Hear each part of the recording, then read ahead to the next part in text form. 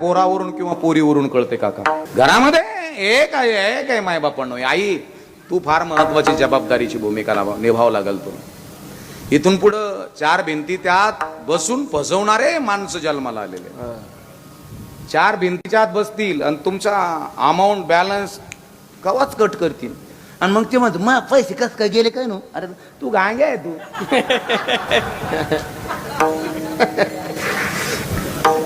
नाही तिकून पोरगी बोलत होती, गोड गोड गोड गोड बोलत होती, तिनं मग अकाउंट नंबर चित्रून घेतला. तुला काही ठेवणार नाही.